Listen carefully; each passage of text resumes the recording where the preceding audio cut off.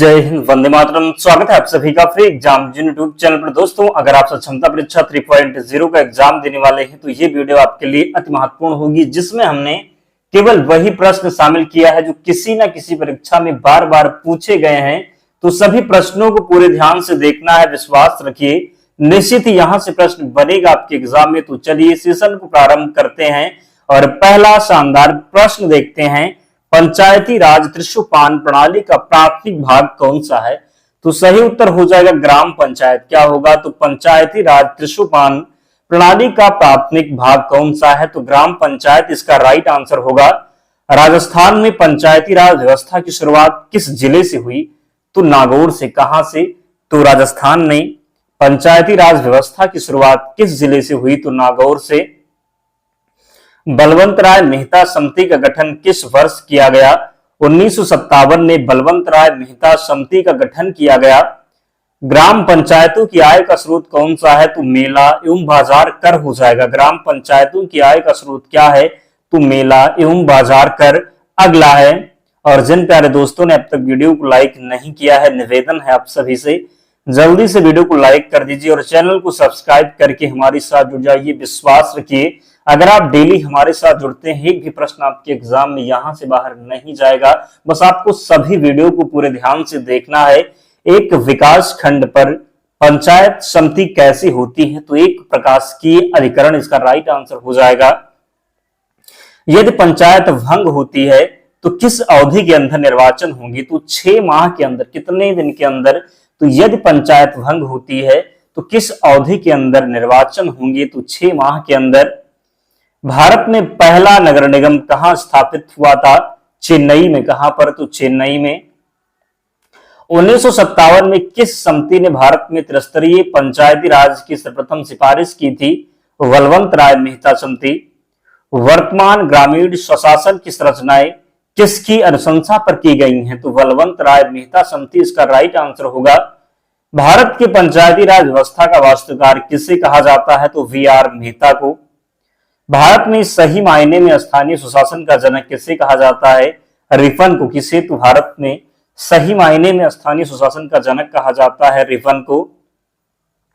कौन सी एक समिति पंचायती राज संस्था से संबंधित नहीं है? तो पीबी और वी.एन. राव समिति। प्रत्यक्ष लोकतंत्र का उदाहरण कौन सा है? तो ग्राम पंचायत हो जाएगा। अगला प्रश्न है, ग्राम पंचायत के निर्वाचित प्रतिनिधियों का कार्यकाल कितने वर्ष का होता है? 5 वर्ष होता है।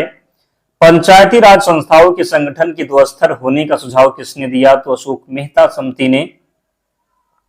देश में पंचायती राज व्यवस्था का आरंभ किस समिति की रिपोर्ट के आधार पर किया गया? तो बलवंत राय मेहता समिति। अशोक मेहता समिति किन 2 स्तरों की बात करते हैं? तो मंडलीय पंचायत एवं जिला परिषद। अशोक मेहता समिति किससे संबंधित था? तो पंचायती राज से। पंचायती राज संस्थाओं में निरंतर स्तर पर कौन है? तो ग्राम सभा एवं पंचायत। क्या हो जाएगा? तो पंचायती राज संस्थाओं में निम्नतर स्तर पर कौन है? तो ग्राम सभा एवं पंचायत। पंचायती राज संस्थाओं के उच्चतम स्तर पर कौन है? तो जिला परिषद। पंचायती राज की आधिकारिक बात करें कि पंचायती राज की आधारशिला है तो ग्राम सभा हो जाएगा। पंचायत समिति का मुख्य निष्पादन कौन होता है? तो खंड विकास अधिकारी। संविधान की कौन सी अनुसूची में क्षेत्रीय भाषाओं का उल्लेख है? तो 8वीं अनुसूची में।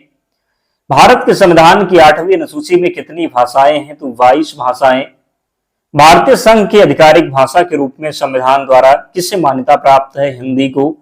संविधान के किस अनुच्छेद के अंतर्गत हिंदी को राजभाषा के रूप में दर्जा प्रदान किया गया है? तो अनुच्छेद 343। संविधान की 8वीं अनुसूची में सूचीबद्ध कौन सी एक किसी राज्य की राजभाषा है? तो उर्दू हो जाएगा। डोगरी भाषा किस देश में बोली जाती है? तो जम्मू कश्मीर में। 1955 में गठित राजभाषा आयोग के प्रथम अध्यक्ष कौन थे? वीजी खेर। भारतीय राज नागालैंड की आधिकारिक भाषा क्या है? तो अंग्रेजी हो जाएगा। भारतीय संविधान की 8वीं अनुसूची में कौन सी भाषा 2003 में जोड़ी गई थी? तो संथाली। भारत में पंचायती राज व्यवस्था सर्वप्रथम राजस्थान के साथ और किस जिले में प्रारंभ हुई? किस राज्य में? तो आंध्र प्रदेश में हो जाएगा। लोकतांत्रिक विकेंद्रीकरण का सुझाव किसने दिया? तो बलवंत राय मेहता के द्वारा। बलवंत राय मेहता समिति ने किसको अधिक शक्तिशाली बनाने का सुझाव दिया? तो पंचायत समिति। राज्य विधानसभा का गठन संविधान के किस अनुच्छेद के तहत किया जाता है? तो अनुच्छेद 170। भारत के किसी राज्य की विधानसभा में अधिकतम कितने सदस्य हो सकते हैं? तो 500 सदस्य। कितने? तो 500 सदस्य। किसी राज्यसभा, बात करेंगे किसी राज्य विधानसभा के सदस्यों की न्यूनतम संख्या कितनी हो सकती है? तो 60 इसका राइट आंसर है। कहां विधानसभा अस्तित्व में नहीं है? तो लक्षद्वीप में। उस राज्य का नाम बताइए जहां विधानसभा मंत्रिपरिषद है? तो पुडुचेरी इसका सही उत्तर होगा। भारत के किन किन संघ शासित क्षेत्रों में विधानसभा अस्तित्व में है? तो दिल्ली एवं पुडुचेरी। किस राज्य विधानसभा में सदस्यों की अधिकतम संख्या है? पश्चिम बंगाल में। उत्तराखंड उच्च न्यायालय की स्थापना कहां की गई? तो नैनीताल में। केरल उच्च न्यायालय कहां स्थित है? एर्नाकुलम में। मध्य प्रदेश उच्च न्यायालय कहां स्थित है? तो जबलपुर में। झारखंड उच्च न्यायालय की स्थापना कहां की गई? तो रांची में। पटना उच्च न्यायालय की स्थापना कब हुई थी? तो 1916 में पटना उच्च न्यायालय की स्थापना हुई। भारत का सबसे बड़ा उच्च न्यायालय कौन सा है? तो इलाहाबाद उच्च न्यायालय हो जाएगा। उच्च न्यायालय के क्षेत्राधिकार को घटाने या बढ़ाने का अधिकार किसे है? तो संसद को है। किसे है? तो संसद को। उच्च न्यायालय के न्यायाधीशों की नियुक्ति कौन करता है? तो राष्ट्रपति करता है। क्यों? कौन? तो राष्ट्रपति। उच्च न्यायालय के मुख्य न्यायमूर्ति और अन्य न्यायाधीश कितनी आयु तक पद पर बने रहते हैं? तो 62 वर्ष। फरवरी 1928 में आयोजित सर्वदलीय सम्मेलन के अध्यक्ष कौन थे? तो M.A. अंसारी। महात्मा गांधी ने भारत में अपना पहला जनभाषण कहां दिया था? वाराणसी में। किसने 1946 के कैबिनेट मिशन का नेतृत्व किया था?